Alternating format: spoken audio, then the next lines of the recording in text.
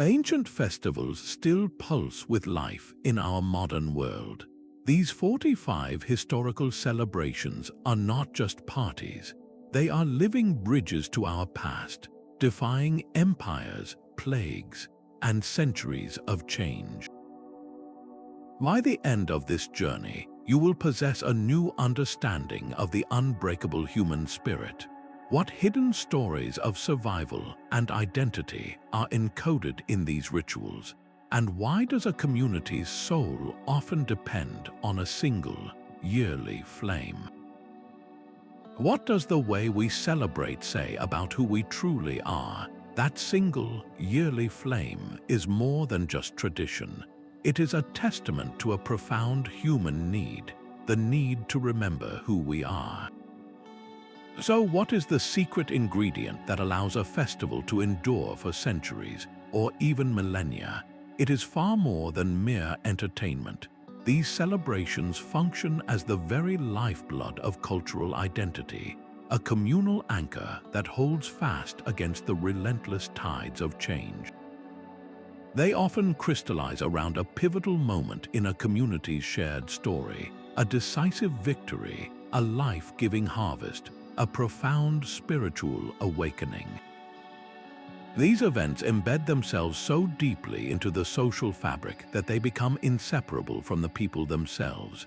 Anthropologists identify a powerful, self-reinforcing cycle of ritual, shared memory, and a deep sense of belonging. Each time a ritual is performed, it strengthens the collective memory, which in turn deepens the sense of belonging, ensuring the ritual is passed on once more. Think of these festivals not as static relics in a glass case, but as a living museum. In this museum, you do not just observe the exhibits, you dance with them. You sing with them, you taste their foods and wear their colors, becoming an active part of their ongoing, unbroken story. It is this profound, participatory connection to our past that we will now witness in action, beginning with a festival that has defied empires from the heart of the Peruvian Andes. Flames lick the sky above a replica Viking longship, its silhouette a ghost from a warrior age against the winter dark. This is the climax of Up Helly Aa, but the true story of this festival is one of transformation. It did not spring fully formed from the Viking era. Its roots are a complex tapestry, woven from ancient Norse Yule celebrations, where the dead of winter were driven away with light and noise, and a much later 19th century Victorian fascination with all things medieval. The original tradition was a chaotic, fiery affair known as tar barreling, where young men would roll burning barrels through the streets. The town fathers of Lerwick, seeking a more civilized and spectacular event, channeled that raw energy into the organized theatrical pageant we see today. At the heart of it all is the Geyser Jarl, a man who dedicates over a decade of his life to earn the honor of leading the procession. His identity is a closely guarded secret until the morning of the festival, when he emerges in full, handcrafted Viking regalia, not as an actor, but as a living embodiment of his community's ancestral pride. He leads his squad of geysers, hundreds of men in costume, through the town, a torchlit parade that is both a vigil and a declaration. And when the longship is finally set ablaze, the heat is more than physical. It is the warmth of identity, a defiant celebration of Shetland's distinct Nordic soul, reaffirmed in the deepest dark of the year. This powerful theme of fire as a purifying, transformative force echoes across continents, finding a different but equally potent expression in the heart of Japan. The sun bleaches the ancient bricks of Siena's Piazza del Campo, a shell-shaped square transformed into a racetrack where the fate of entire communities will be decided in under 2 minutes. This is the Palio, a bareback horse race that is the antithesis of a modern sporting event. It is a raw, unfiltered explosion of medieval civic life that has thundered on since the 17th century. The city is not a monolith. It is divided into 17 rival districts known as contrada, each with its own church, its own fountain, and its own fierce identity, symbolized by creatures like the eagle, the she-wolf, or the snail. For 3 days, the city does not simply host a festival, it becomes one. The air itself thickens with a potent mix of pageantry and palpable tension. Each contrada parades through the narrow streets in brilliant historic costume, a living tapestry of silk and pride. The heart of the ritual beats within the contrada churches, where the racehorse is brought before the altar to receive a blessing. It is a solemn moment, for in the Palio, the horse is the sacred athlete, not the jockey, and then the race, a chaotic 90-second whirlwind of pounding hooves and flying dirt. Riders are not heroes, they are hired mercenaries known to be bribed and bargained with, their tactics often involving whipping their opponents and pulling them from their mounts. The rules are from another time. A horse can cross the finish line first and win the coveted silk banner, the Palio itself, even if it has thrown its rider. Victory is not just a win, it unleashes a year of ecstatic glory with feasts that last for weeks. Defeat, however, is a profound communal shame, a loss that stings until the next chance for redemption. The Palio demonstrates how a simple race can become the ultimate vessel for centuries of unbroken civic passion. This deep, almost primal connection to community and identity through ritual finds a different, more introspective expression when we turn our gaze to a festival that honors not the living but the departed.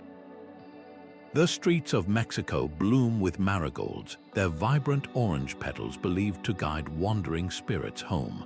This is the Dia de los Muertos, a celebration that completely reimagines our relationship with death.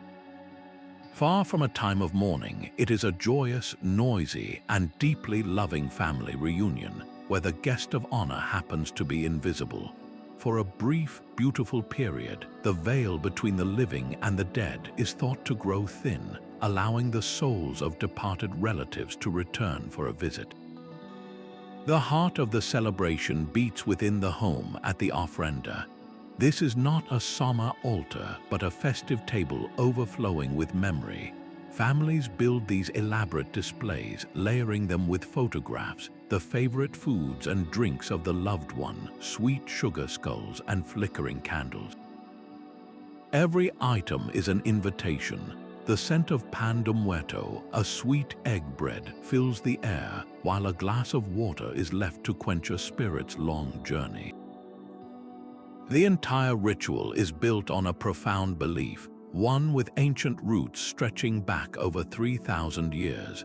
Long before Spanish ships arrived, indigenous peoples like the Aztecs held rituals for Mictlantecuhtli, the queen of the underworld, viewing death not as an end but as a natural, integrated part of life's continuous cycle.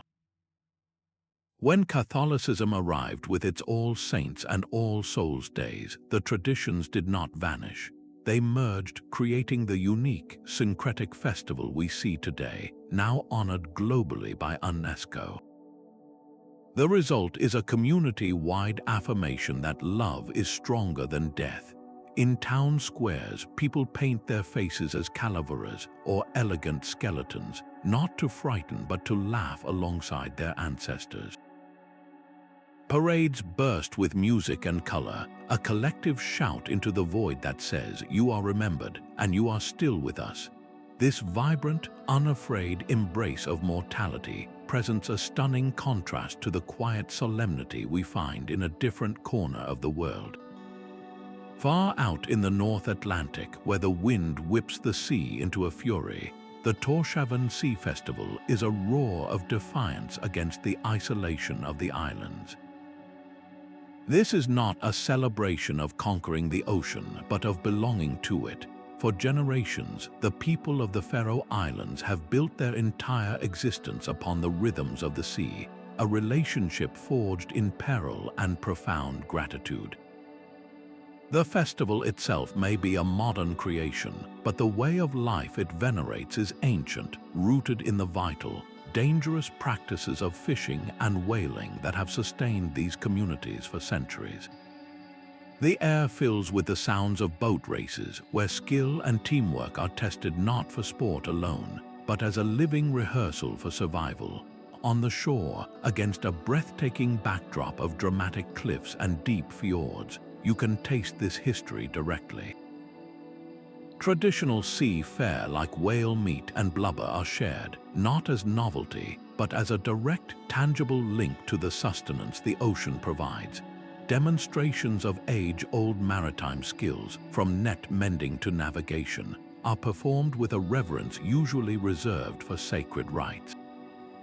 Every element is a community's collective nod to the ocean as both provider and challenger, the single greatest force that has shaped their history, culture, and their very will to endure. This profound, interdependent relationship with a specific, demanding landscape offers a powerful contrast to the experience of communities who have forged their identity not by the sea, but high in the thin air of the mountains. The streets of Binche are a waking dream of wax masks and ostrich plumes. Here, in this Belgian town, the carnival is not merely a party. It is a meticulously preserved ritual, a 3-day performance whose origins are lost to time, though many trace its lineage to a lavish feast hosted by Mary of Hungary in the 15th century. The entire town surrenders to a controlled chaos of drums and dancing, but the true soul of the event resides in the gills. These are not casual revelers. They are an exclusive brotherhood of men, born in Binche or having lived there for years, who commit to a year of preparation for their sacred role. Their identity is an enigma until they appear, their faces hidden behind masks of wax with green spectacles, their bodies padded with straw to create a distinctive, shuffling gait. The costume itself is a walking symbol, embroidered with lions, crowns, and stars, adorned with over 150 bells. It represents a power and prestige that feels both ancient and otherworldly. The rules are exacting, passed from father to son, not in writing, but through lived tradition. Every step, every beat of the drum, every item of the regalia follows a precise order that has defied centuries of change. Climax arrives on Mardi Gras, after a sunrise ceremony where the gills receive their headdresses, magnificent structures of ostrich feathers weighing nearly 10 pounds, they transform. Shedding their masks, they become illuminated beings, their faces proud and solemn. Then begins the march, a slow, rhythmic procession where they hurl blood oranges into the cheering crowds. To be struck by one is considered a blessing, a token of good fortune for the year ahead. This is not random produce throwing. It is a sacred distribution, a ritualized gift that ties the community together in a shared, slightly dangerous, and utterly unique celebration. The surreal, chromatic explosion of Binche finds a different kind of expression in a festival where color is not worn, but thrown like a powder bomb against the sky. A kaleidoscopic cloud of pink, green, and yellow powder hangs in the air, a visible breath of pure joy. This is Holi, India's festival of colors, an ancient celebration of spring whose stories are etched into texts from the 4th century. At its heart is a powerful myth of good triumphing over evil, the legend of the devout Prince Prahlad and his demonic aunt Holika. Holika, immune to fire, tried to burn her nephew alive, but through his unwavering faith, Prahlad emerged unscathed while she was consumed by the very flames she thought she controlled. Every year on the eve of Holi, communities reenact this victory by lighting massive bonfires, symbolically burning away the evil and negativity within themselves. Then comes the dawn and the world turns upside down. For one chaotic, beautiful day, the strict rules of society dissolve. Age, status, and background become irrelevant as streets fill with laughing crowds. Everyone is fair game, smeared from head to toe with brilliant gulal powder and drenched in colored water from water guns and buckets. It is impossible to tell friend from stranger, rich from poor, in this human canvas of radiant hues. But this is far more than just a massive paint fight. The ritualized throwing of color is a profound act of social leveling. The powders represent the burning of the ego, the destruction of pride and prejudice. As the colors mix on every face, so too do the boundaries between people, fostering a spirit of forgiveness and unity. Old arguments are washed away, not with words, but with laughter and a splash of magenta or blue. The festival is a sensory overload of music, drumming, traditional dances, and shared sweets, all culminating in a collective embrace of renewal. Holi's vibrant, life-affirming chaos presents a stunning counterpoint to a festival where the mood is not one of riotous color, but of silent, solemn light. A profound silence falls as the first light touches the stone of war memorials. This is the ANZAC Day Dawn Service, a ritual of remembrance observed with unwavering solemnity across Australia and New Zealand every April 25th. The date marks the moment in 1915 when soldiers of the Australian and New Zealand Army Corps landed on the treacherous shores of Gallipoli. The military campaign itself was a devastating failure, a long and bloody stalemate that cost tens of thousands of lives. Yet from that crucible of disaster emerged something unexpected, a powerful and enduring national identity for both young nations. The dawn service itself is a deliberate echo of that historical moment, a recreation of the eerie, anxious quiet the soldiers would have experienced in the half-light before the battle began. It is a sacred, collective pause, a space for reflection rather than celebration. The air is pierced by the haunting notes of the last post, a bugle call that signals the end of the day's duties, and in this context, a final farewell to the fallen. This is followed by the recitation of the Ode of Remembrance, its closing line a promise never to forget. Wreaths of red poppies are laid, their color a silent testament to the blood spilled in fields far from home. The entire day is imbued with a spirit of somber pride.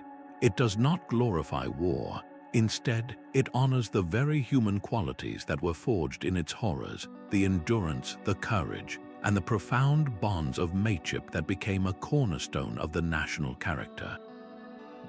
This deep, collective act of memory, focused on the spirit of service and sacrifice, leads us to a celebration that honors a completely different kind of spirit, one of joyful rebellion and artistic freedom.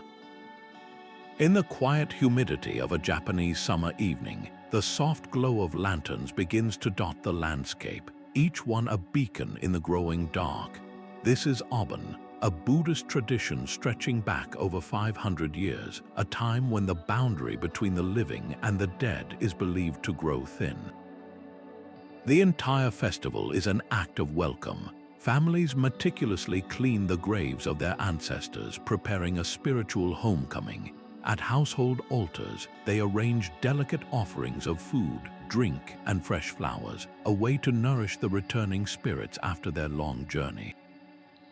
As night falls, the lanterns are lit, their gentle flames serving as a guide, leading the souls of the departed back to the places and people they once knew. This creates an atmosphere not of fear, but of tender reverence, a quiet, communal acknowledgement that those we have lost are never truly gone.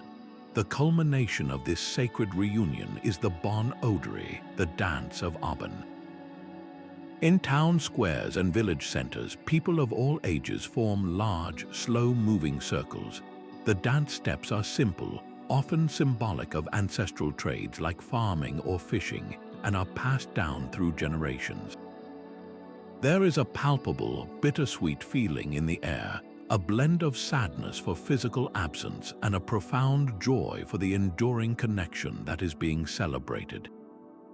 The dancers are not performing for an audience. They are dancing with their ancestors, a graceful, moving welcome for spirits who are, for these few brief nights, home once more.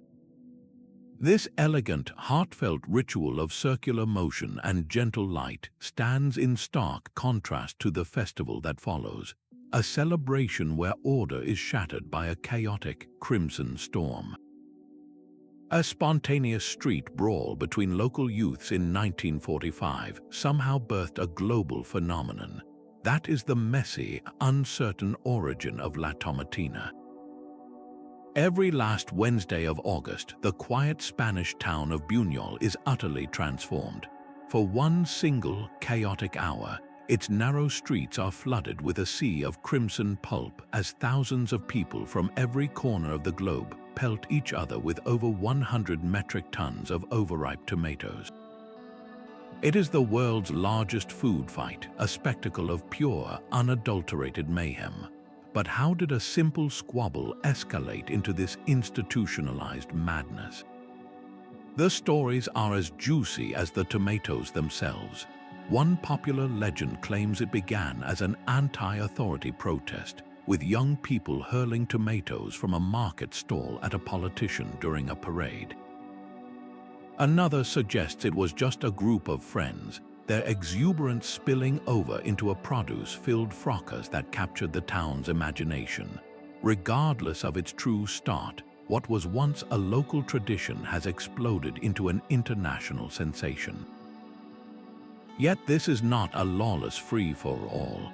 The chaos is meticulously controlled by a strict set of rules. The tomatoes must be crushed before throwing to minimize impact. Only tomatoes are allowed as projectiles. The hour of battle is signaled by a cannon blast, and another blast marks its immediate end. The ritual begins with the struggle for the polo jamon, a greased pole with a ham secured at the top. Once a climber successfully retrieves the ham, the tomato warfare can commence. What is the powerful appeal of such a messy, seemingly wasteful event? It is a collective catharsis, a single hour where the normal rules of society are suspended. Under the red deluge, banker and student, local and tourist all become equal, anonymous participants in a glorious shared mess. It is a physical and emotional release, a moment of pure, primal play that washes away inhibitions along with the tomato stains. This explosive, physical purge of daily tension creates a powerful transition toward a festival dedicated to a very different kind of cleansing, one that purifies not the streets but the human soul. The sheer scale of human devotion finds its ultimate expression not in a building but in a river. The Kumbh Mela is the largest gathering of people anywhere on the planet, a temporary city of faith that materializes on the banks of India's sacred rivers. This is not a festival in the conventional sense, but a vast pilgrimage, a cosmic event whose timing is dictated not by the calendar, but by the slow, precise dance of the planets and stars. It rotates between four holy sites, Haridwar, Prayagraj, Nashik, and Ujjain, on a 12-year cycle, with the most auspicious dates calculated by astrologers for the precise moment when the waters are believed to turn into that mythic nectar of immortality. The origin of this immense gathering lies in an ancient Vedic legend, a celestial battle between gods and demons over a pot, or kumbh, containing the elixir of eternal life. During the struggle, drops of this nectar fell to earth at those four river locations, sanctifying them forever.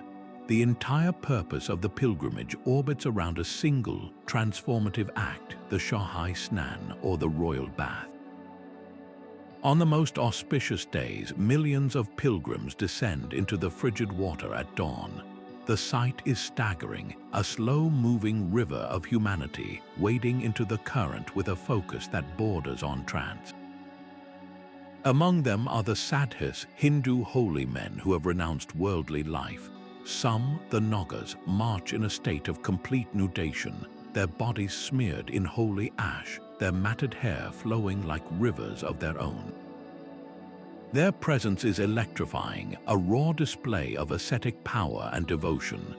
To immerse oneself in these waters at this exact astrological moment is to perform a spiritual reset, washing away the sins of a lifetime and breaking the cycle of karma and rebirth. The logistical reality is as awe-inspiring as the faith itself. A temporary megacity of tents, bridges, and makeshift streets springs from the riverbanks, capable of housing tens of millions. The air vibrates with a constant, low hum of chanting, bells, and devotional songs, a soundtrack to a collective quest for liberation. This immense, cosmic gathering of millions seeking purification stands in profound contrast to a festival defined by its small, local scale and its focus on a very different kind of community spirit. A 7-pound wheel of double Gloucester cheese suddenly plummets down a near vertical slope, and a crowd of bodies hurls themselves after it in a blur of flailing limbs and sheer audacity. This is the Cooper's Hill Cheese Rolling Race, a spectacle of glorious absurdity that has defined the spring bank holiday in Gloucester for well over 2 centuries. The origins of this uniquely British tradition are lost to the mists of time, though many suspect its roots tangle with ancient pagan rites meant to ensure a fertile spring harvest. There is no official committee, no corporate sponsorship. The event is a pure folk ritual organized by and for the local community, though its legend now draws thrill seekers from across the globe. The goal seems simple: catch the cheese, but with the cheese wheel reaching speeds that defy any human runner on such a precipitous drop, victory is almost always claimed by the first person to stagger, stumble, or simply tumble across the finish line at the bottom. The risks are brutally real, from sprained ankles to broken bones, all undertaken for the ultimate prize, the very cheese they chased. It is a raw, unfiltered display of a very specific kind of courage, a celebration of eccentricity that asks not why, but why not. This mad, earthbound dash after a dairy product creates a perfect launchpad for a festival where the entire point is to defy gravity itself. A painted sky of floating giants awakens each October in Albuquerque. This international balloon fiesta is a modern marvel born in 1972, yet it has already etched itself into the heart of the American Southwest as a timeless tradition. The secret to its success lies in the very air itself. The region's unique box wind pattern creates predictable, gentle currents at different altitudes, allowing pilots to essentially steer by climbing or descending, a perfect natural phenomenon for a mass ballooning event. The spectacle begins in the crisp, pre-dawn darkness. As the first rays of sun strike the Sandia Mountains, the call goes out for the mass ascension.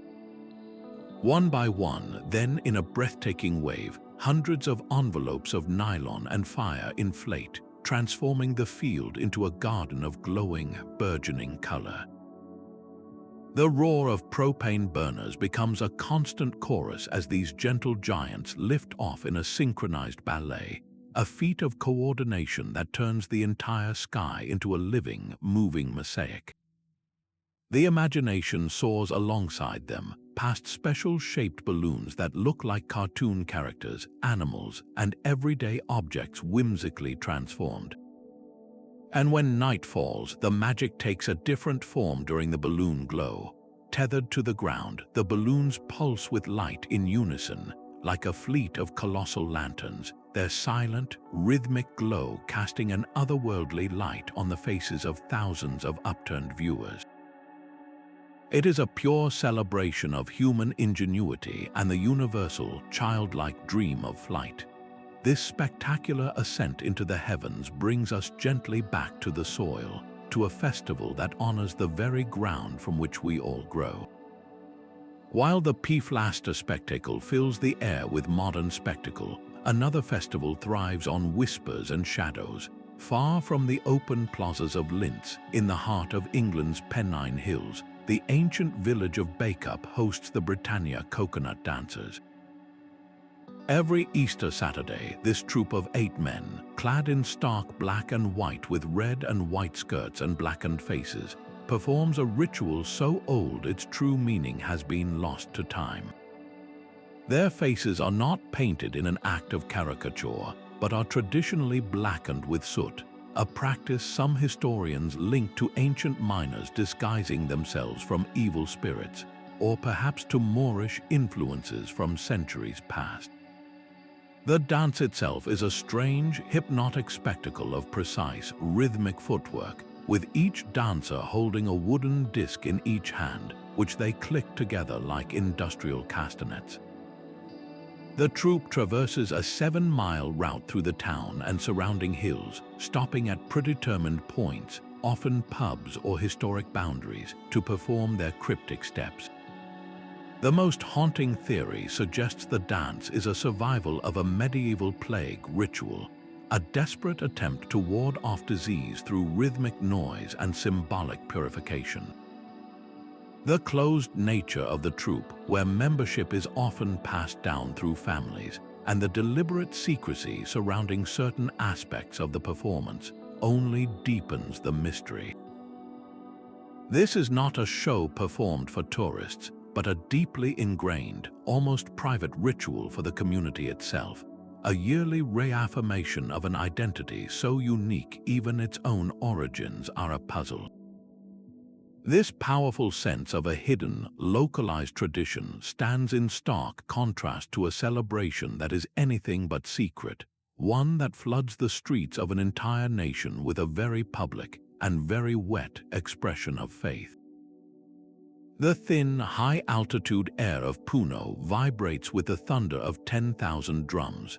For 2 weeks each February, this city on the shores of Lake Titicaca transforms into the folklore capital of the Americas, all in honor of its patron saint, the Virgin of Candelaria. This is not a simple religious procession. It is a monumental, living tapestry where the threads of Catholic faith and ancient Aymara belief are woven together into something entirely new and breathtakingly vibrant. The devotion is palpable, but the true story is told through movement and costume. Over 200 groups comprising tens of thousands of dancers and musicians pour into the streets, each performer a walking masterpiece. The costumes are not mere outfits, they are family heirlooms in the making, intricate constructions of sequins, mirrors, and rich fabrics that can take a year to create and cost more than a family earns in several months. This staggering financial and artistic investment is a direct measure of how deeply the community values this ritual. Every glittering thread is a stitch in the fabric of their collective identity. The dances themselves are epic narratives performed on a city-wide stage. The most famous, the Diablada, or Dance of the Devils, is a hypnotic, swirling drama. Dancers wearing grotesque, yet magnificent, devil masks adorned with 7 heads representing the 7 deadly sins confront archangels in a cosmic battle. But look closer and the story deepens.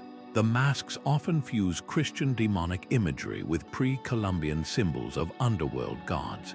The dance does not just portray a theological struggle between good and evil.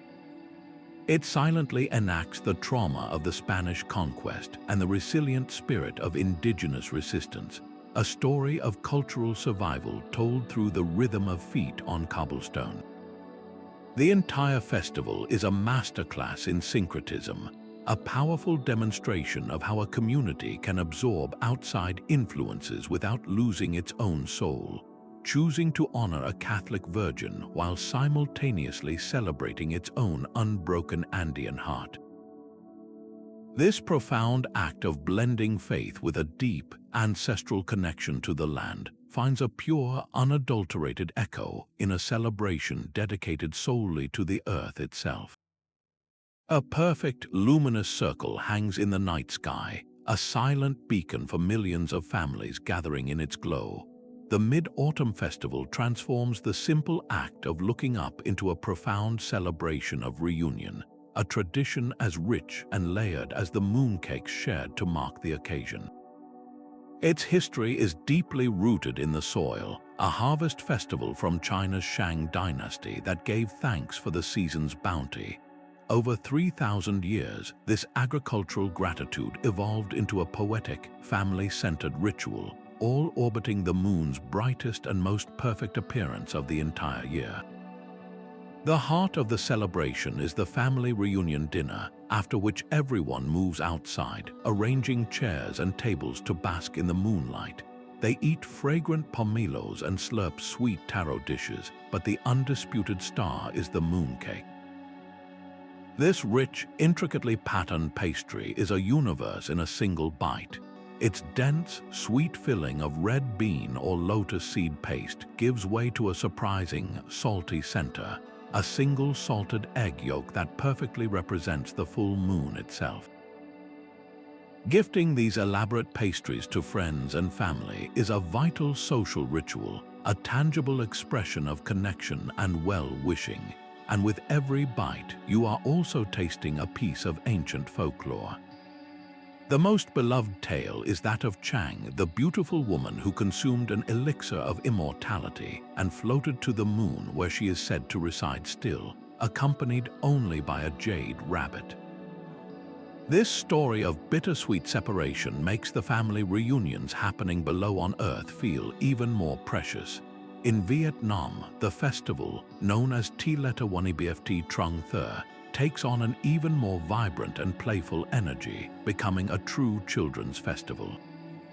The streets come alive with the pounding drums of lion dances performed by troops of youngsters, while children parade with colorful lanterns shaped like stars, carp, and rabbits. It is a night of sweet treats, playful performances, and glowing light, all dedicated to celebrating the young and the joy they bring to the family unit. This celestial gathering, so focused on harmony, gratitude, and the gentle light of the moon, sets the stage for a spectacle that shatters the winter darkness with a very different kind of fire. The bitter cold of a Harbin winter is not something to be endured, but a raw material to be mastered. While the official festival began in 1963, its soul is much older, born from the practical ingenuity of Qing dynasty fishermen. These pioneers of the frozen north would hollow out blocks of ice from the Songhua River, place a candle inside, and create a simple, wind-proof lantern to light their way through the long, dark winter nights. That humble spark of necessity has since ignited into the world's largest ice and snow festival, a breathtaking metamorphosis that seizes the city for months. Using chainsaws and chisels, artists from around the world become architects of the ephemeral, carving those same river blocks into monumental, full-scale castles, intricate pagodas, and stunning replicas of global landmarks like the Parthenon or the Great Wall. But the true magic arrives with the sunset. As day fades, countless colored LEDs embedded within the ice and snow creations flicker to life. The entire cityscape transforms into a glittering, silent cathedral of light, a sub-zero wonderland where the very air seems to sparkle. This is more than a tourist attraction. It is a profound declaration, a testament to humanity's relentless drive to create beauty and find wonder, even in the most unforgiving environments. The harsh cold is not a barrier, but the very ingredient that makes this dazzling, transient art possible. This entire world of frozen, crystalline light stands poised to be utterly consumed by the festival that follows, a celebration dedicated not to ice, but to its absolute opposite. Valencia's air thickens with the scent of gunpowder and orange blossoms each March, a sensory paradox that perfectly captures the spirit of Los Fallas. For 5 explosive days, the entire city surrenders to a celebration of creation and destruction, where art exists only to be annihilated. The origins are wonderfully practical. rooted in the workshops of medieval carpenters. At winter's end, these craftsmen would clear their studios by burning their parots, the wooden candle stands that had illuminated their long, dark workdays. They timed this ritual cleansing to coincide with the feast of their patron saint, Saint Joseph. What began as a simple bonfire of scrap would gradually transformed into an artistic arms race. The carpenters started crafting effigies or ninats to add to the flames, first small puppets and then, over centuries, evolving into the colossal, breathtaking monuments that define the festival today. These are not just statues, they are massive, intricate works of satirical art, constructed from wood, plaster, and papier-mâché over the course of an entire year by neighborhood guilds. Walking through the city during Los Fallas is like wandering through an open-air gallery of the absurd and the audacious. You might find a 20-meter-tall caricature of a scandal-plagued politician, or a scene lampooning a viral internet trend. Every falla is a visual punchline, a communal laugh at the powerful and the ridiculous, a testament to the timeless power of humor to challenge authority. The festival is a constant barrage of sound and color, from the daily mascleta, an earth-shaking, rhythmic daytime fireworks display that is felt deep in the chest, to the serene ofrenda de flores, where thousands march in traditional costume to form a massive tapestry of flowers at the base of the Virgin Mary. But all of this, the art, the noise, the devotion, builds towards a single, spectacular climax. As midnight strikes on the final day, the call of La Crema echoes through the streets. Fire crews douse the buildings surrounding each monument, and then, one by one, the fallas are set ablaze. The heat is immense, the roar of the fire deafening, and the faces of the crowd are lit with a flickering, primal awe. In a matter of minutes, a year of painstaking labor is reduced to a pile of glowing embers and ash. This is not an act of vandalism, but one of profound symbolism.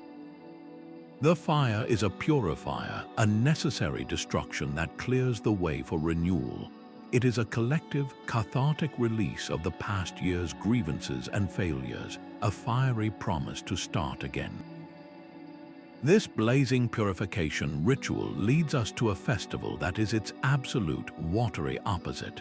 A wave of cool, blessed water washes over the sweltering April heat, a collective sigh of relief for an entire nation. This is Songkran, the traditional Thai New Year, a festival that begins in quiet reverence and erupts into the world's most joyous deluge. Its ancient heart beats within Buddhist temples, where for centuries the ritual was a gentle, solemn act. Devotees would sprinkle scented water over the hands of their elders as a sign of respect, and pour it delicately over small Buddha statues, symbolically washing away the dust and misdeeds of the past year. This act of purification was meant to ensure a clean, fortunate entry into the new year, but from that sacred, contained droplet, a national ocean of fun was born. The sprinkling evolved, spilling from the temple courtyards into the streets, transforming into a 3-day, country-wide celebration where no one is safe from a friendly soaking. The entire landscape becomes an aquatic playground. Pickup trucks brim with people and giant barrels of water, navigating streets thronged with revelers armed with high-powered water guns, buckets, and garden hoses. It is a glorious, chaotic free for all where the universal language is a splash of water and shared laughter. Locals and tourists, children and grandparents, police officers and shopkeepers, all social hierarchies dissolve under the refreshing spray. Yet, even amidst this exhilarating chaos, the spiritual core of Songkran is never far away. Each morning, you will still find thousands of Thais visiting their local temples to make merit, offering food to monks and carefully bathing the revered Buddha images. In homes across the country, the younger generation still performs the Rod Nam Dum Hua ceremony, pouring fragrant water over the hands of their parents and grandparents to ask for their blessings for the year ahead. This beautiful duality is the festival's true magic. The same water that fuels a city-wide water fight is also the sacred medium for honoring ancestors and purifying the soul. It is a national reset button, a collective decision to wash away all that was old, tired, or negative and to step forward, drenched and laughing, into the future. This profound sense of a shared, watery cleansing, so public and exuberant, creates a powerful transition toward a festival experience that is intensely personal and quiet. 4 in the morning, the medieval heart of Basel, Switzerland, is plunged into absolute darkness. Then, a single painted lantern flickers to life, another follows, and another, until a ghostly procession illuminates the cobblestone streets. This is the Morgestraich, the solemn heartbeat of Basel Fastnacht. At this precise moment, the city's modern identity falls away, and a tradition from the 1600s takes over. The only sound is a hypnotic, rhythmic march played on drums and piccolos, a melody passed down through generations. This is not a party for spectators. It is a deeply serious ritual performed by and for the people of Basel. The participants, organized into exclusive groups called cliques, have spent months, sometimes an entire year, preparing their intricate, handcrafted lanterns and rehearsing the complex musical scores. Their costumes, known as disguises, are often satirical or artistic, but the mood is one of focused discipline, not revelry.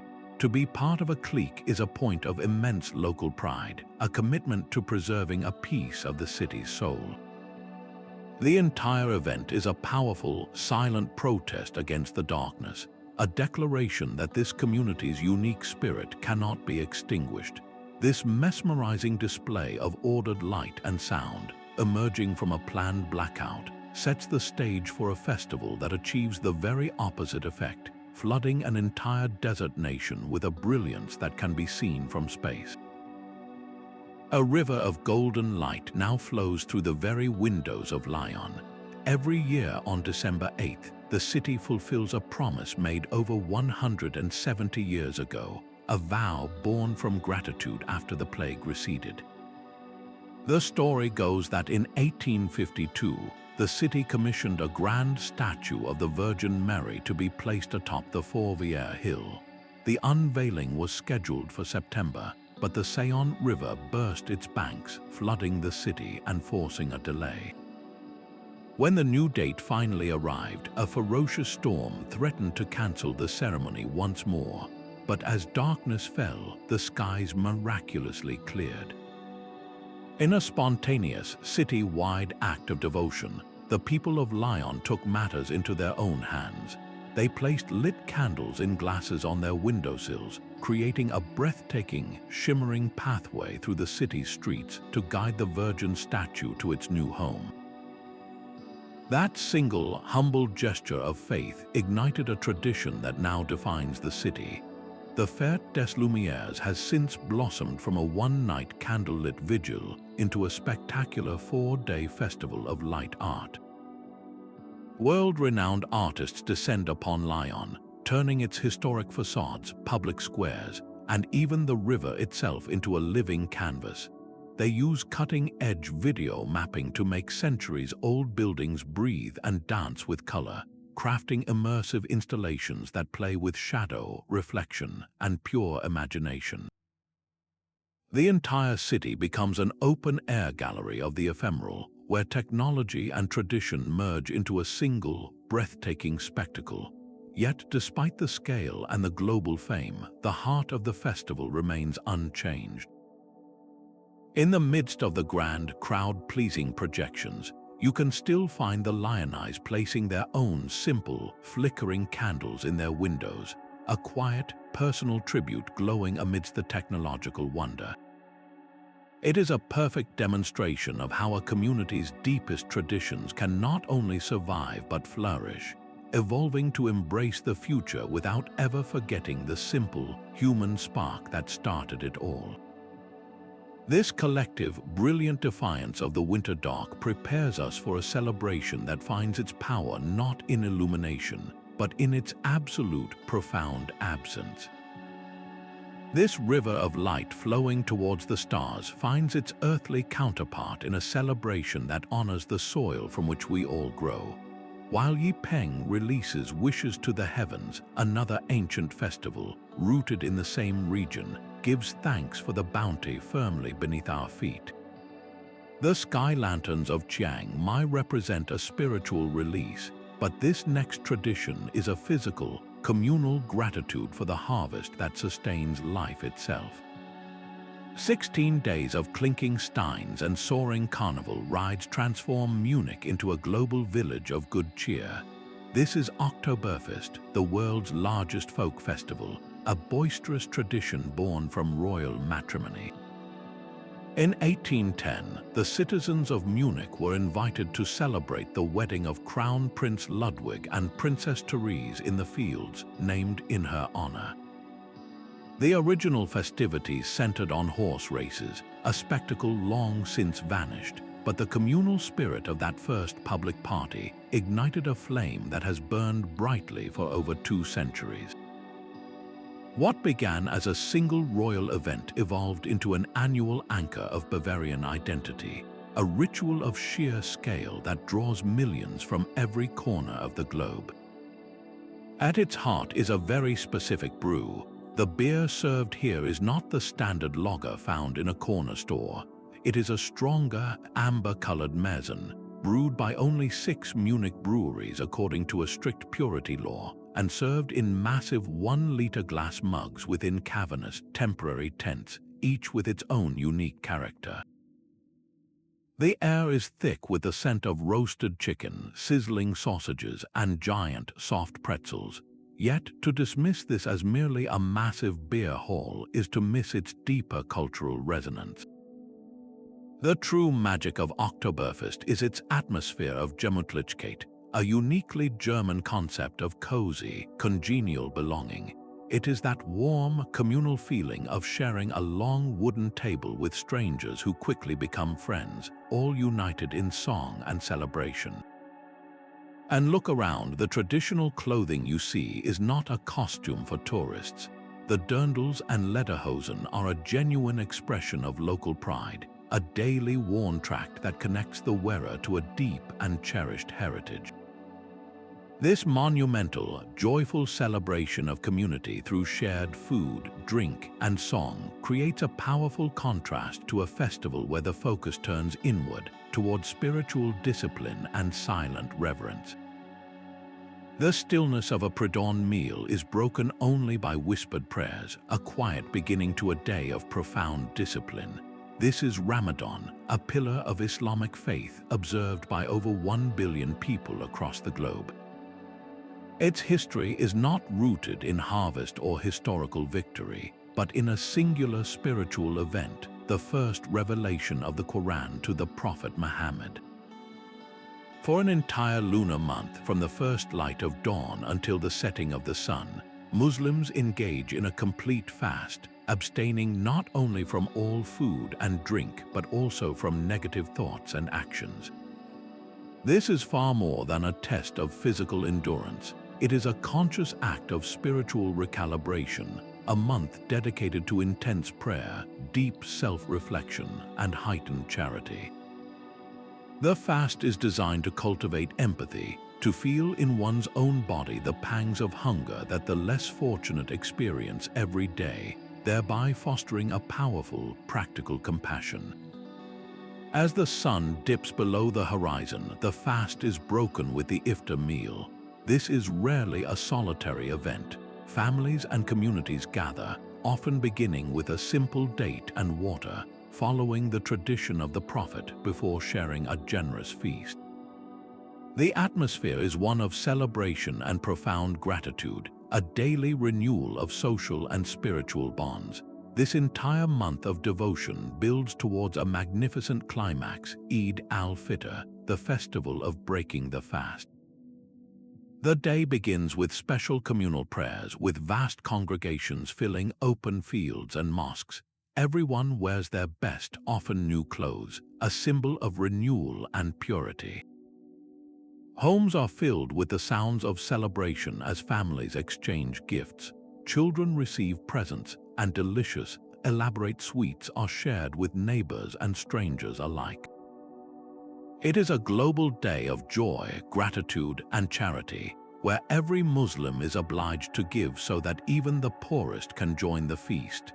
This immense, worldwide observance of faith through disciplined practice and communal joy creates a powerful bridge to a celebration that is intensely local, rooted not in scripture, but in the silent, enduring life of a forest. A delicate blizzard of pale pink petals drifts on the spring air, each one a silent reminder of life's exquisite brevity. This is Hanami, the Japanese tradition of cherry blossom viewing, a nationwide ritual that transforms parks and riverbanks into theaters of transient beauty. For a few short weeks each spring, the country pauses, its collective gaze turned upward to the sakura trees. The blossoms do not represent permanence or power. Their entire meaning is wrapped up in their fleeting nature, a perfect embodiment of the philosophical concept of mono no aware. This is a deep, bittersweet awareness of the impermanence of all things, a gentle sadness for beauty that is destined to fade. And it is precisely this knowledge of the blossom's imminent fall that makes their brief glory so intensely precious. The custom stretches back over 1,000 years to the Nara period, when aristocrats first composed poetry under flowering trees, though they initially admired the more robust plum blossom. It was the cherry, with its heartbreakingly short bloom, that ultimately captured the Japanese soul. Today, this contemplative spirit blossoms into a deeply social celebration. Families, friends, and co-workers spread blue tarps on the ground, creating a patchwork of picnic parties beneath the floral canopy. They share carefully prepared bento boxes and raise cups of sake, not in raucous celebration, but in quiet, joyful appreciation of the moment, of each other's company, and of the beautiful, temporary world they inhabit. The laughter and conversation that fill these parks are not a distraction from the philosophical weight, but its human expression. It is a shared agreement to find profound joy in the now, precisely because the now cannot last.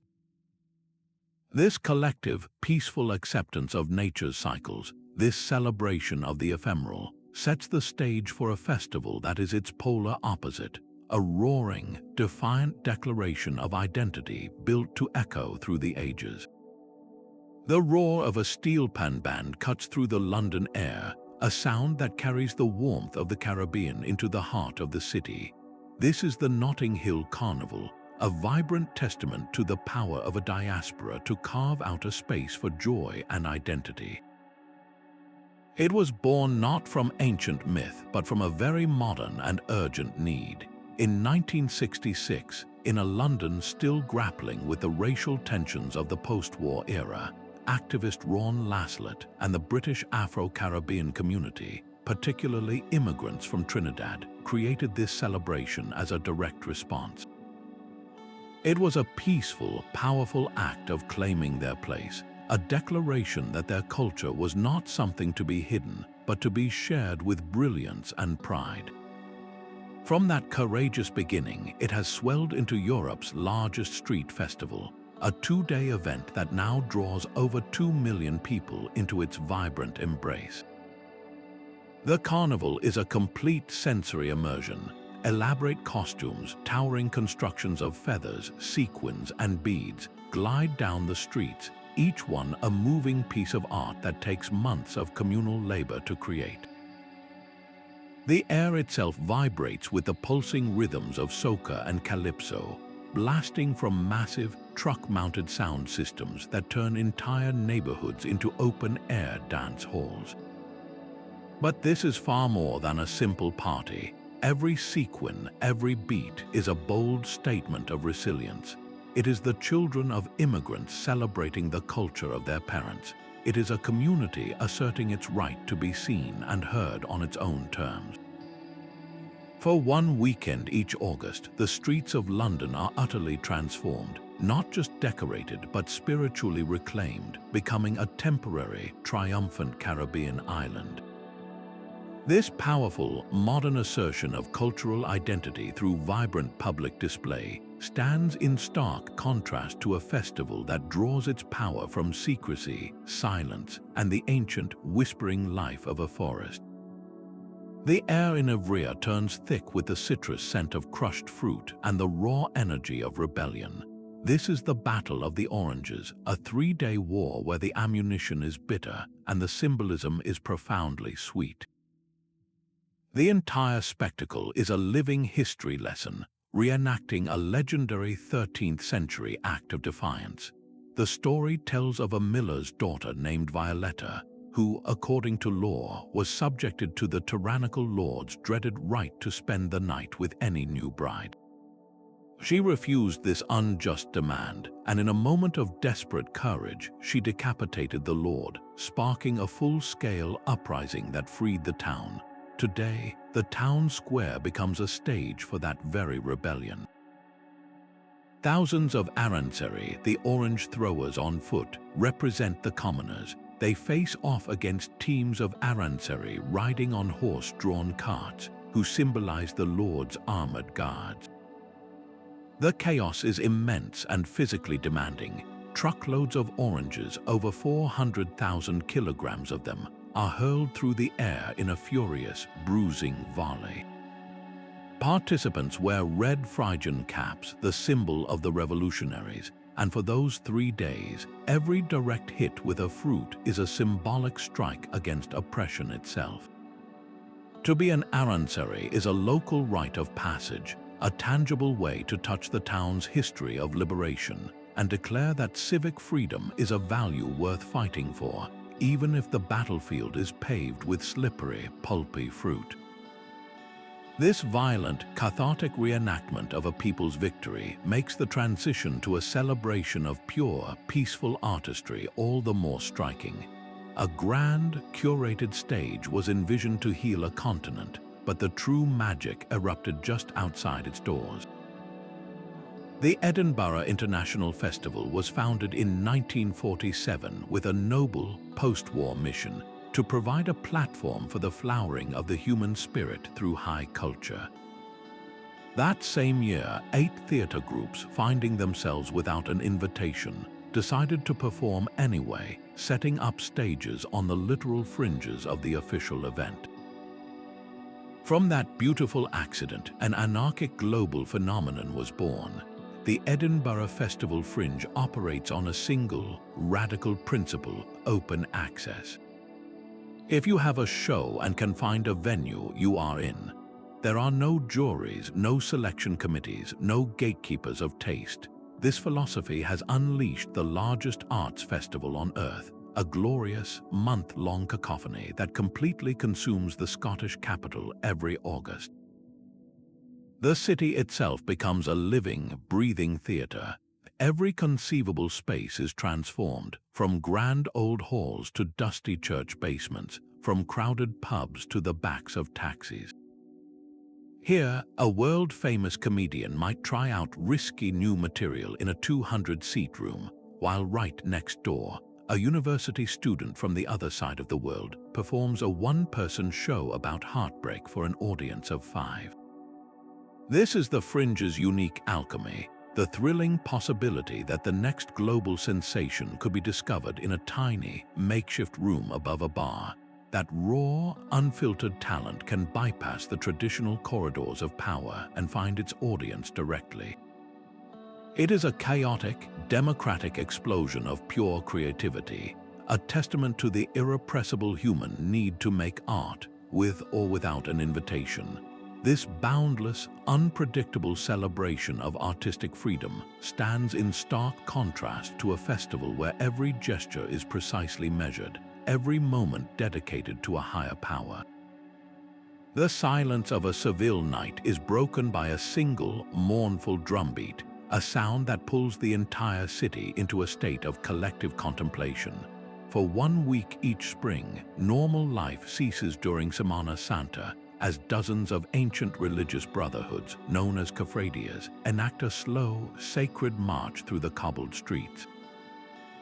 These are not performers but penitents, men who walk for hours beneath heavy, conical hoods that mask their identities in a gesture of humility and equality before God. Their procession is a physical act of penance, a shared burden that moves to the rhythm of their own heartbeat. The focal point of each brotherhood is the paso, an immense and breathtakingly ornate float that can weigh several tons. Carried on the necks of dozens of hidden bearers called costaleros, these floats sway with a gentle, rhythmic gait that makes the sacred scenes they carry appear to float, ghost-like, through the city. Upon them rest hyper-realistic sculptures of the Virgin Mary in profound sorrow, her glass tears catching the candlelight, or a scourged Christ bearing the cross, each statue a masterpiece of Baroque woodcarving that has been venerated for generations. Then from a darkened balcony, a lone voice pierces the night. This is the cita, a raw, improvised flamenco prayer offered directly to the passing figures. It is a spontaneous cry of grief and faith, an arrow of song shot from the heart, and in that moment the entire city holds its breath. This is not a spectacle to be watched, but a spiritual journey to be felt, a profound reminder of how public ritual can give tangible form to the most intimate of human emotions, collective sorrow and unwavering devotion. This intense, human-centered veneration of sacred stories finds its counterpoint in a festival that honors a force far older than humanity itself. A frantic heartbeat echoes through the narrow, cobbled streets of Pamplona, a primal rhythm that announces the encierro. For 3 terrifying minutes each morning in July, the line between bravery and foolishness dissolves entirely.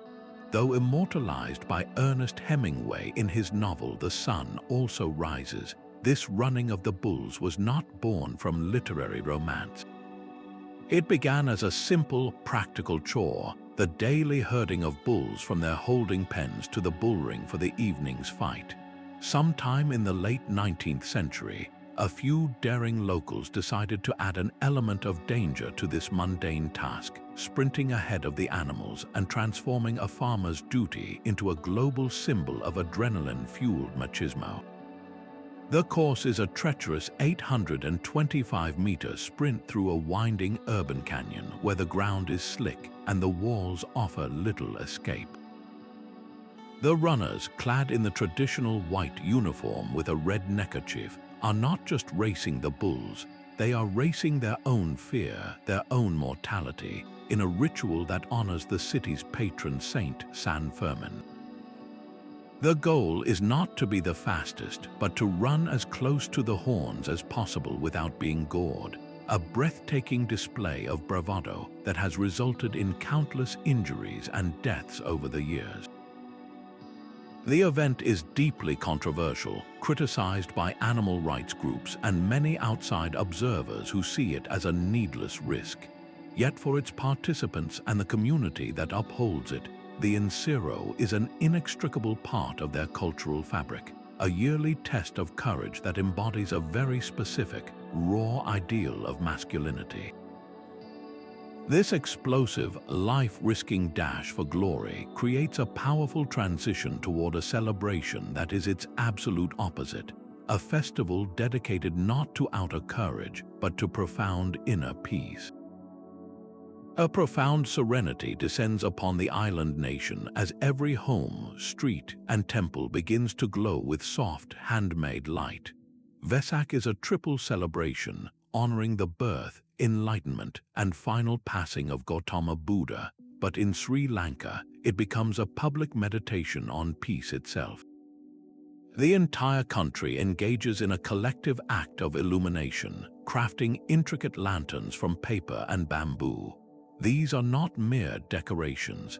Each flickering flame is a personal vow, a symbolic offering meant to replicate the moment the Buddha's wisdom pierced the spiritual darkness of the world. The scale of this devotion becomes visible in the pandals, colossal towers of light that rise like storybooks made of bulbs. These intricate electric displays depict scenes from the Jataka tales, the stories of the Buddha's past lives, their sequenced lighting guiding crowds through ancient lessons on compassion and karma. Alongside them stand the thoranas, ornate, freestanding gateways that mark a transition from the mundane to the sacred, inviting everyone to step into a more contemplative state. Yet the true heart of Vesak beats not in the stunning visuals, but in the spirit of selfless giving. The streets are lined with dancehall, temporary stalls run by volunteers who offer free food, drinks, and sweets to any and all passers-by. There are no distinctions made between rich and poor, local and foreigner. This act of dana or generosity is the festival's living practice, a direct embodiment of the compassion it preaches. For several days, the entire atmosphere shifts. The noise of commerce is replaced by the quiet hum of prayer and the shared, simple joy of a community united in reflection and kindness. This powerful, collective pursuit of inner light through peaceful observance creates a stunning juxtaposition with a festival that finds its magic not in dispelling the dark, but in celebrating its deep, mysterious embrace. A giant, smiling snowman in a red toque presides over a city gripped by deep winter.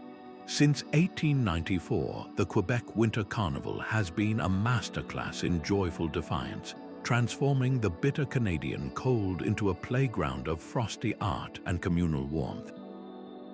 This is not a mere tourist attraction, but a profound expression of French-Canadian identity, a declaration that their spirit cannot be frozen. The entire city becomes the kingdom of Bonhomme Carnival, the official ambassador whose name literally translates to good fellow. He is more than a mascot, he is the symbolic king of the festivities, a 7-foot-tall embodiment of winter's friendly face, and his iconic arrow sash or fleur-de-lis is a direct nod to the region's cultural heritage.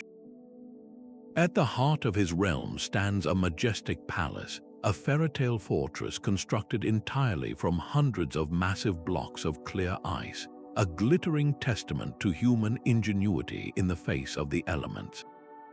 The carnival's soul is on display in the International Snow Sculpture Competition, where artists from across the globe wield chisels and saws to transform dense snow into breathtaking, ephemeral masterpieces. By night, the city comes alive with dazzling parades, their floats and performers bringing bursts of color and music to the long, dark evenings. Yet the most visceral tests of resilience are the physical challenges. The canoe race across the treacherous, semi-frozen St. Lawrence River is a heart-pounding spectacle of teamwork and sheer nerve, while the snow bath offers a different kind of bravado, as daring participants strip down to their swimsuits and roll in the snow, laughing in the face of discomfort. Every activity, from the whimsical to the extreme, is a collective refusal to hibernate. It turns the very hardship of winter into the source of the celebration itself, forging a powerful community pride that shines even brighter against the stark white landscape. This brilliant, frost-forged celebration of human warmth in the deepest cold prepares us for a festival that draws its power from the opposite end of nature's spectrum. A sea of dust and color rises from the edge of the holy lake, where the line between earthly trade and divine faith dissolves entirely. The Pushkar Camel Fair transforms the stark beauty of the Thar Desert into a temporary city of profound contrast. Its origins are wonderfully practical, a vital livestock market for the region's camel traders and farmers, timed to the Kartik Purnima full moon. For generations, this has been the place to secure the best prices, where the ancient art of haggling is performed with intense focus, a rapid-fire negotiation over the worth of a camel that can make or break a family's fortune for the coming year. But from this gritty, essential commerce, a spectacular carnival blossoms. The air fills with the thunder of hooves during camel races, where the ungainly animals reveal a surprising, graceful speed. Men proudly compete in turban tying contests, their elaborate headwear a symbol of honor and identity, while others showcase their magnificently waxed mustaches in displays of pure, playful pride. As the sun sets, hot air balloons drift silently over the scene, their baskets offering a breathtaking, bird's-eye view of the swirling chaos below. Yet, pulsing beneath this vibrant festival energy is a deep, spiritual undercurrent. Pushkar Lake is one of Hinduism's most sacred sites, and during this exact full moon, thousands of pilgrims undertake a solemn journey to bathe in its waters. They believe this ritual dip during such an auspicious moment can wash away a lifetime of sins and bring them closer to liberation. So within a single, crowded space, you witness a camel trader fiercely negotiating a sale just meters from a devotee immersed in silent prayer. It is this mesmerizing confluence, this seamless weaving together of the marketplace and the temple, the playful and the profound, that makes the fair a living tapestry of human existence.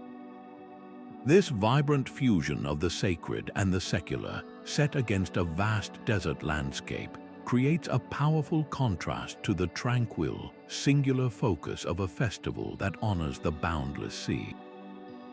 A lone priest stands at the edge of a weathered dock, his hand raised not in farewell, but in blessing over the restless sea. The blessing of the fleet is a sacred send-off echoing in Catholic fishing communities from Portugal to Peru, a ritual of hope carried across oceans by immigrants. On the feast day of a patron saint, often Saint Peter the Fisherman, the harbor transforms. The workaday fishing vessels, usually caked in salt and grime, are scrubbed clean and dressed in a vibrant uniform of colorful flags, fresh bunting, and gleaming brass. They form a solemn, floating procession, a nautical parade of faith. As each boat glides slowly past the dock, the priest extends his aspergillum, sprinkling the bow, the deck, and the crew with holy water. This is not a simple tradition. Every drop is a tangible plea for divine protection against the unpredictable fury of the ocean. It is a collective prayer for a full net, and more importantly, for an empty chair at the family table, a safe return from a profession where every voyage risks being the last. The entire town often gathers on the shore, their silent presence a testament to a shared vulnerability and a unified faith. While the decorations and the specific saint may differ from a village in Sicily to a port in Maine, the core ritual is a universal language. It speaks of a community's profound dependence on nature's mercy and the deep, human need to seek a guardian for those who venture into the perilous deep. This quiet, solemn ritual of asking for safe passage creates a powerful contrast to the festival that follows, a celebration that erupts not at the journey's beginning, but at its triumphant end. The sheer pageantry of Mardi Gras in New Orleans is a living argument against forgetting how to celebrate. Its roots dig deep into the 1730s, when French colonists first brought their pre-Lenten traditions to the New World. But this is not a preserved European import. It is a vibrant cultural gumbo, simmering for centuries with African rhythms, Caribbean spirit, and a distinctly Southern American soul. The entire city surrenders to a controlled, spectacular chaos, all orchestrated by the crews. These are not just social clubs, but secretive societies that fund, build, and rule the festivities for a day. Their identities, often masked, are a core part of the mystery. They spend the entire year crafting the towering, satirical floats that roll like moving dreams down the avenues, each one a temporary kingdom on wheels. From these magnificent creations, they reign over the cheering masses, hurling a rain of treasures. Plastic beads arc through the air, along with gleaming doubloons and the most coveted prize of all, the hand-decorated Zulu coconut. To catch one of these throws is to receive a gift, a token of favor in this grand city-wide ritual of giving and receiving. Every detail is steeped in meaning. The iconic colors are a creed in themselves: purple for justice, green for faith, and gold for power. And in homes and offices for weeks before the big day, the king cake brings its own delicious suspense. This braided, sugar-coated pastry contains a tiny, hidden plastic baby. The lucky person who finds it in their slice is crowned king or queen for the day, but is also tasked with providing the next cake, ensuring the celebration continues. Mardi Gras is the ultimate release, a sanctioned day of glorious excess and uninhibited self-expression before the quiet reflection of Lent. It is the sound of brass bands, the sight of intricate costumes, and the unshakable feeling that this entire spectacle is the beating heart of a city that knows how to endure and, more importantly, how to live. This grand public spectacle of the collective gives way to a celebration that finds its power in the quiet, intimate world of the family. While Mardi Gras celebrates the vibrant chaos of the collective, the heart of Korea beats to a different, more harmonious rhythm each autumn. Chuseok arrives with the full moon of the 8th lunar month, a 3-day national homecoming that brings the entire country to a standstill. This is not merely a harvest festival, it is the very embodiment of Korean Confucian values, a time when the modern world pauses so that families can honor the ancient, unbreakable chain linking the living to their ancestors. The highways clog as millions of people journey back to their ancestral hometowns, a mass migration driven by a profound sense of duty and belonging. The rituals begin with solemn reverence. Families gather to perform charai, an elaborate memorial service where a table is meticulously arranged with an offering of freshly harvested rice, fruits, and delicacies. Every dish is placed in a specific order, following customs passed down for generations, a silent language of respect for those who came before. This devotion extends to the hillsides with seongmyo, the visiting and careful tending of ancestral graves. Weeds are cleared and the earth is tidied, an act of physical care that symbolizes the ongoing connection and gratitude felt for past generations. Yet Chuseok is far from a somber affair. It is also a celebration of life and abundance. The air fills with the sweet, nutty aroma of songpyeon, the festival's signature half-moon-shaped rice cakes. Families gather to make these delicate treats together, stuffing them with sesame seeds, honey, or red bean paste, their pinched seams said to contain wishes for a bright future. As night falls and the harvest moon rises, a different energy takes over, especially in the countryside. The gentle, hypnotic circle dance known as Gangang Suli begins, traditionally performed by women holding hands under the moonlight. Their slow, rhythmic movements and melodic songs a beautiful expression of communal unity and thanksgiving for the year's bounty. Chuseok weaves together filial piety, agricultural gratitude, and family bonding into a single, powerful tradition, a quiet anchor in Korea's fast-paced modern life. This deep, family-centered celebration of ancestral roots and earthly harvest creates a stunning transition to a festival that is its polar opposite, a national spectacle of pure, unadulterated speed. A single red lantern illuminates a doorway, a small, defiant spark against the vast winter night. This simple glow is the starting pistol for the largest annual human migration on Earth, the great travel rush that heralds the Chinese New Year. With a history stretching back over 3,500 years, the Spring Festival is far more than a holiday. It is the very heartbeat of Chinese culture, a 15-day ritual of renewal that binds families and the nation together. The entire celebration is a carefully orchestrated symphony of symbolism, where every action is designed to sweep out the old and welcome the new with maximum luck and fortune.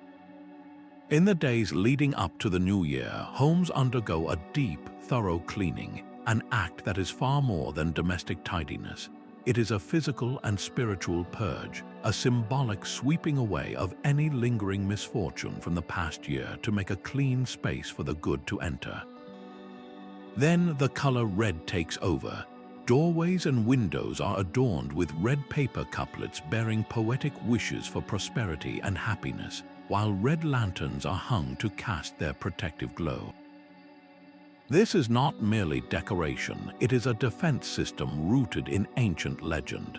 The tradition stems from the myth of the Nyan, a fearsome beast that was said to emerge from the sea once a year to prey on villagers.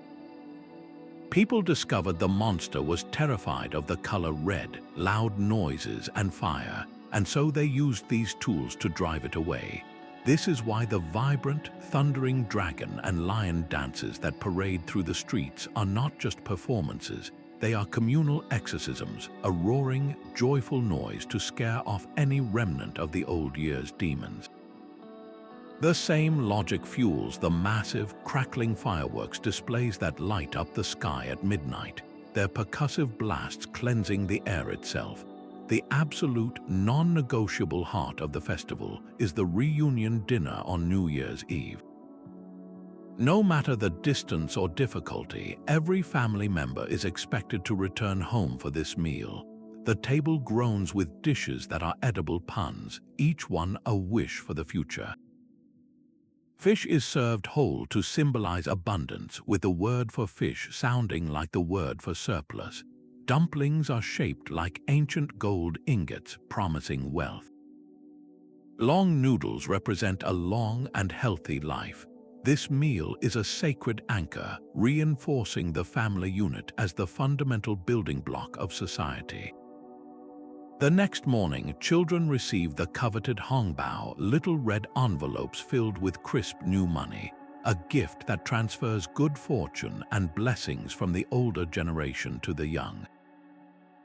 The festival builds over 2 weeks, culminating in the Lantern Festival.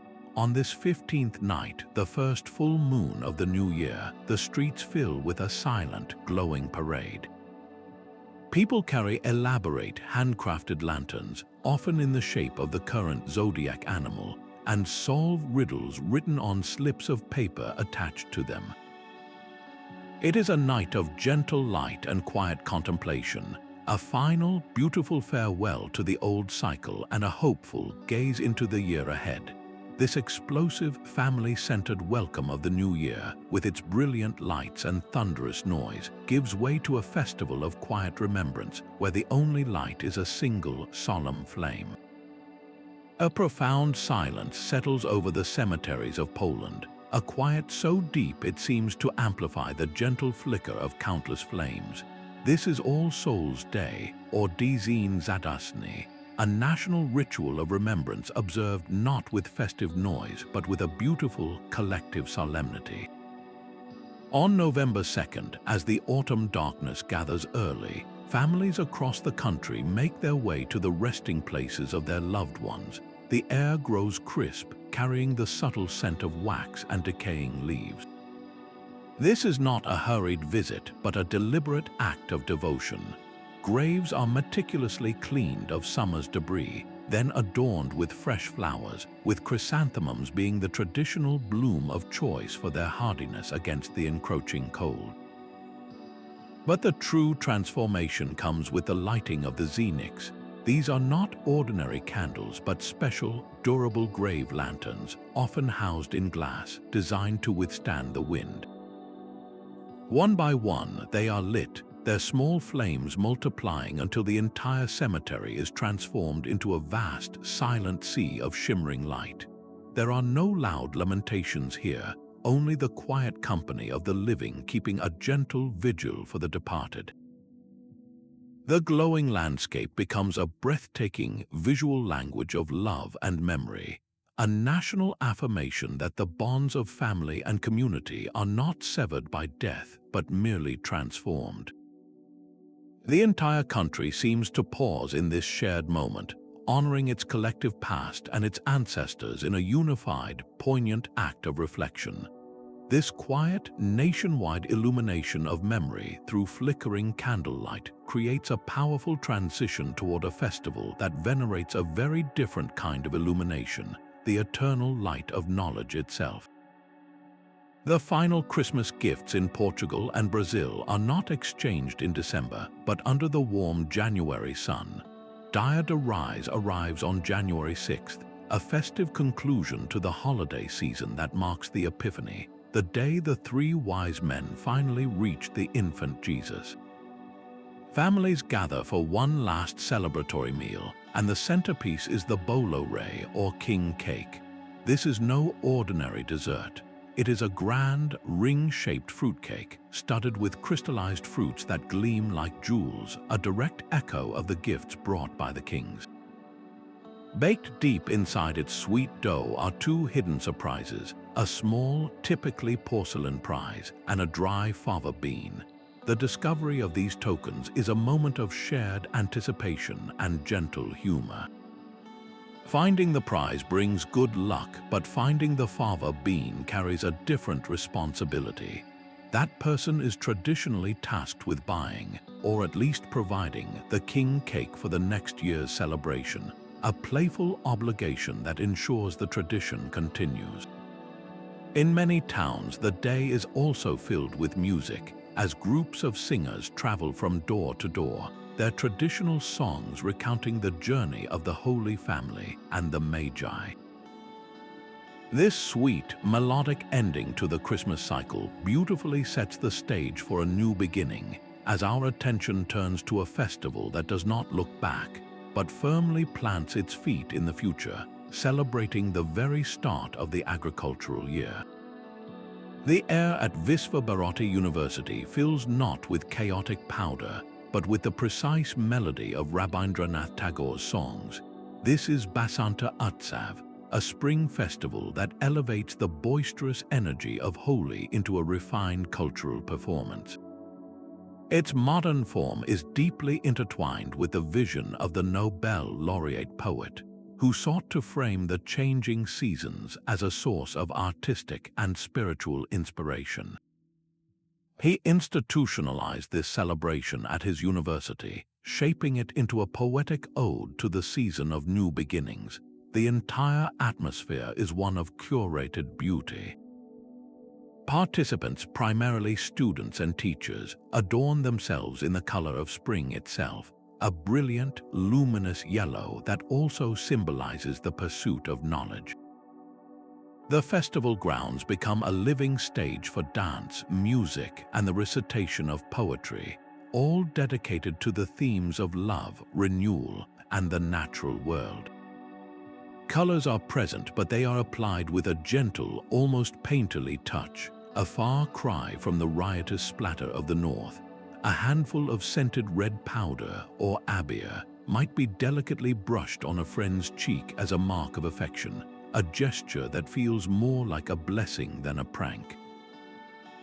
This celebration is a direct reflection of Bengal's profound literary and artistic soul, a community choosing to welcome spring not with unchecked revelry, but with the disciplined, graceful power of creative expression. This elegant, almost academic celebration of nature's cycles stands in stark opposition to the festival that follows, a grueling physical trial born from the harsh demands of the sea. Strength, speed, and precision are the pillars of a nation's soul on the vast Mongolian steppe. The Naadam Festival erupts each July, a national holiday that is far more than a game show.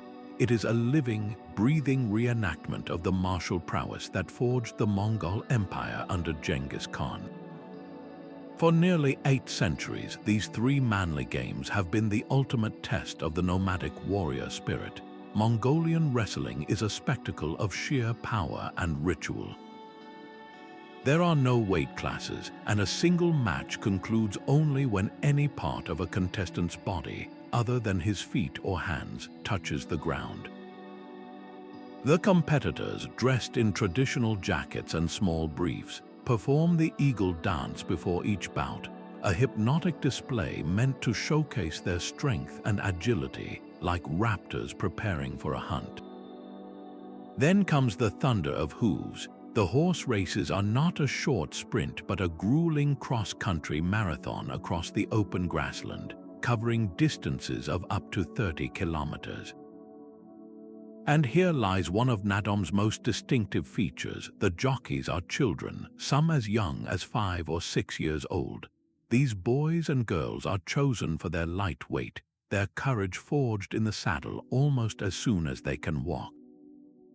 To see them urging their horses across the finish line, their small faces set with determination, is to witness a culture that places its deepest trust and its proudest traditions in the hands of its youth. The third game, archery, is a display of breathtaking control. Using composite bows made from layers of horn, sinew, and wood, archers fire arrows at small, leather targets from a distance that demands near superhuman focus. The air itself seems to crack with the release of each shot, a sound that would have been familiar to the armies that once conquered continents. Every aspect of Naadam, from the wrestler's dance to the child jockey's grip, is a direct, unbroken line to a nomadic past, a yearly declaration that the skills which built a nation will not be forgotten. This fierce, physical celebration of a warrior ethos makes the transition to a festival of harmony all the more profound, where the goal is not to conquer but to create. A grand vision for peace was once forged in a city of music. In the aftermath of the First World War, a playwright, a composer, and a director imagined a new kind of celebration. Hugo von Hofmannsthal, Richard Strauss, and Max Reinhardt founded the Salzburg Festival in 1920 as a deliberate peace project for a fractured Europe. They sought to heal through the universal language of artistic excellence, creating a sanctuary for the human spirit in a city already rich with Baroque splendor. While the festival is a modern creation, its soul is timeless, famously dedicated to the works of its most famous native son, Wolfgang Amadeus Mozart. Each summer, the entire city of Salzburg transforms into a global stage. Its historic squares, its cathedral, and its elegant palaces become backdrops for opera, classical music, and dramatic theater performed at the very highest level. This is not a casual gathering. It is a pilgrimage for artists and audiences alike, a collective pursuit of the sublime that proves the celebration of high art can become one of the most powerful and enduring traditions of all. This pinnacle of curated performance, born from a dream of unity, leads us to a festival that is its grassroots opposite, a vibrant, community-driven celebration of the dead. Kyoto's sweltering July air grows thick with the scent of incense and ancient cedar. For over 1,000 years, the Jinmatsuri has pulsed through these streets, a ritual born not of celebration, but of desperation. In the year 869, a devastating plague swept through the capital, a calamity believed to be the work of angry deities. The emperor ordered a religious ceremony to appease them, and from that single plea for survival, one of the world's most majestic festivals took root. For the entire month, the city lives and breathes this history, but the undeniable climax arrives with the Yamaboko Junko, two grand processions of floats that are more like moving mountains. The Hoko are the giants, towering wooden structures that can weigh as much as 12 tons, their massive wheels groaning under the strain. Watching them turn a corner is a breathtaking ballet of brute force and precision, as teams of men pull on thick ropes, heaving the colossal float through a pivot known as the turning of the pull. The smaller Yama floats are no less significant, each one a portable stage for intricate carvings and performances that tell stories from Japanese folklore. But the true treasures are the textiles. Many floats are draped in priceless Gobelin tapestries and Persian rugs, heirlooms from a time when Kyoto was the heart of a global trading network. These are not kept in a climate-controlled vault, but are brought out into the sun and rain, a living testament to the city's enduring cosmopolitan soul. The entire procession is a living museum of high-end period art, but it is also something far more vital, a profound expression of a community's unbroken will. Each float is managed by a specific neighborhood, and preparing for the festival is a year-round labor of love, binding generations together in a shared, sacred duty. This majestic, city-wide procession, a spectacle of collective strength and history, gives way to a festival that finds its power not in the public square, but within the quiet intimacy of the